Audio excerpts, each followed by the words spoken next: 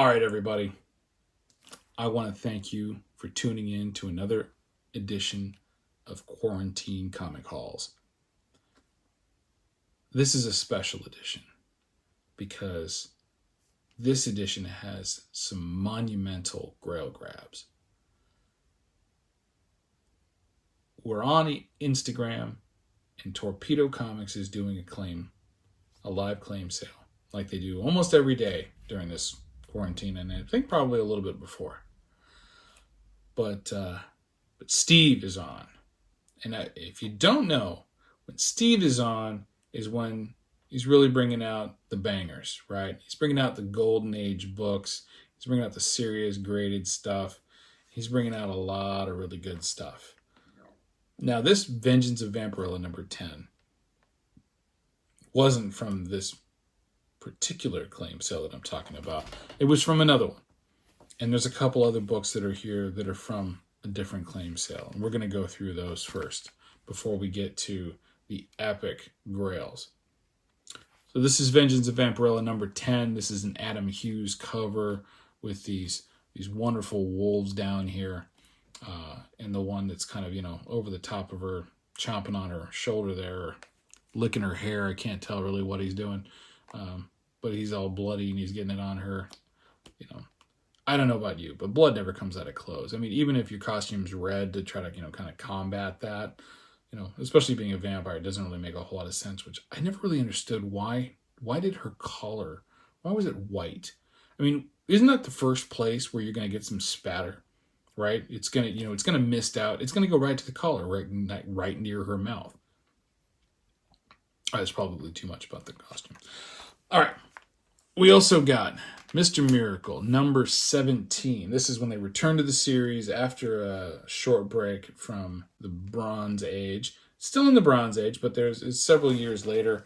And I want to say that's still some Jack Kirby covers there, because that dude looks very Jack Kirby-esque. But Mr. Miracle, number 17. Trying to finish off my OG Fourth World run of Mr. Miracle, New Gods, and Forever People. So, next, we've got a classic. This is Green Lantern number 11. Featuring charges against Hal Jordan. This most likely is the first time charges were brought against him, but definitely not the last after, since he kind of killed all the Lanterns. Spoiler. Hal Jordan turns into a bad guy later. Anyway, issue number 11. So this is now officially the earliest copy of Green Lantern that I have in my personal collection. Really glad to get it, but it was another one of those books that they kind of threw up there, and it was a decent price. Most cases, Torpedo can be a little high, and you have to be careful of that when you go into it. But they've got the books, right? So you can't beat that. They've got the books. All right. And the last one I'm going to show you here is this beautiful Journey into Mystery number 113, featuring the gray gargoyle on the back, where Thor is going to reveal his true identity to Jane. That he's actually Dr. Donald Blake, but yeah, I don't think it worked out very well. But issue number 113, solid condition. I'm going to call it probably a 5.5 to a 6. But nice Silver Age copy of Thor. Still working through the my collection on that. It's one of the ones that I have that I'd say I have probably the least amount left. But back to the story. So I'm at this particular claim sale, and we've got Steve. Boom. Loves to say boom. Steve is showing off some great books, and he's putting them up for some really pretty good prices. Some of these I got initially, some of them, I work deals with, and they allow you to, make offers and things like that, especially if the book isn't just, tearing on out of there. And here's a book that didn't tear on out of there. It's lower grade, but it's my first copy. It's The Atom, #1. That's right, I said #1. Now in his own magazine, he's going to get eaten by... What was the name of the plant? Little Shop of Horrors. Feed me, Seymour. Anyhow, so The Atom, #1. Really great presentation of this. It's got, it's got some creasing. It's got a subscription crease down the center. It's got a spine roll and some other stuff. I'm going to fix that spine roll. I'm going to send it in all nice and fresh pressed, along with my my showcase 35, 36, and 37. Or is it Brave and the Bold? Yeah, I can't remember off the top of my head. Anyway, I have the original first appearance of the Atom, which is just beat to hell. But it's mine. And if you've been watching my videos, you saw when I got it and where I got it from. So there you go. So that's one of the first of my epicness. Second would be Showcase Comics #32. This is the third appearance of Aquaman and Aqualad in the Silver Age. Unfortunately, somebody was trying to add their own finishing touches to the artwork on the cover. That's unfortunate.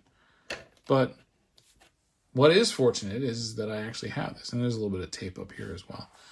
So lower grade, but still great presentation. There's not a lot of damage to the cover, spine creases. It's, they called it out as a lower grade, and I'm good with accepting based on that. Even happier to accept issue 31, which is the second appearance of Aquaman and Aqualad in the Silver Age. These are great. They're 10-cent books. Anything that you can get that's going to be above issue 40 on Showcase, you're going to see a lot of first and second appearances and stuff. You're going to see just really great stories from the Atomic Age comics shortly after the Code came in. So let's move on to the serious books. Now this book was put up, and it's a restored book, and this is the first restored book that I've ever bought. But it's not slabbed, so it's not purple label. But when I do slab it, I'm expecting it to purple label, and I've got no problem with it because #1, it's super hard to find book. #2, the depth and the level of restoration that was put into this book is actually something to be marveled at. It's Superman's girlfriend, Lois Lane, #1. Now, you look at that book from here, it just looks gorgeous, right? You really can't tell what's been done to it. But what I can tell you is a number of things have been done to this book, right? We're still looking at a 2.5 grade. We're showing it as restored, but they've identified color touch, pieces added, tear sealed, spine split sealed, reglossed, staples replaced, and tape on cover. Now, you get this book closer and you look at it in the light, you can start definitely seeing a lot of the issues that are called out here. However, I'll do a whole nother segment on this particular book and restoration in general. And we'll get a deeper dive into that, and I'll crack this book out and show the back, which is where you see a lot more of the damage has been repaired. But it's a beautiful looking copy. It's a beautiful cover. They did a great job. It's professionally restored, and I'm looking forward to putting this thing into a slab and being able to just put it on the shelf and look at it whenever I feel like it. So great book. Got it for a good price. And just really love having that as a solid example. Now this book I did pay a little bit more money for. I paid over market value. I'll say that, and I don't often do that. It's rare that I do it, but I did put it over market value. And It's got some damage to it. You know, it's a low grade. It's probably a 2. We're gonna come in low on this one and just kind of widen out.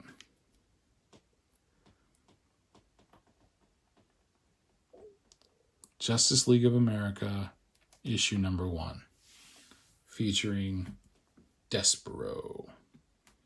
There's the Finhead guy over here playing chess, I guess, with the Flash. I was astonished when it came up, and I was astonished that nobody went for it, because you got to understand, even low grade when it comes to DC books, from the Atomic Age, from the early Silver Age, there's just not as many out there as you think they are. And getting them in decent condition, like this one is, it's not ratty, it's not, beat to hell. It does definitely show a lot of, particular wear that's not uncommon in Silver Age. But you have to kind of, you can't afford to have super high standards when you're looking at grails like this, right? Where you're getting this beautiful book. Now, it's not the first appearance of Justice League of America. It's not even the second appearance. It's actually, I believe, the fourth appearance, following their stint in Brave and the Bold. But it is their first issue of the series. It's the first appearance of Despero, who's a villain that's come back around multiple times. And it's, I don't know, it's huge. That's all I can say. It's huge. I love it. I'm happy to have it. It's not leaving the PC anytime soon. And it's mine. So happy to share it. Thanks for stopping by, and we'll talk to you soon. Thanks.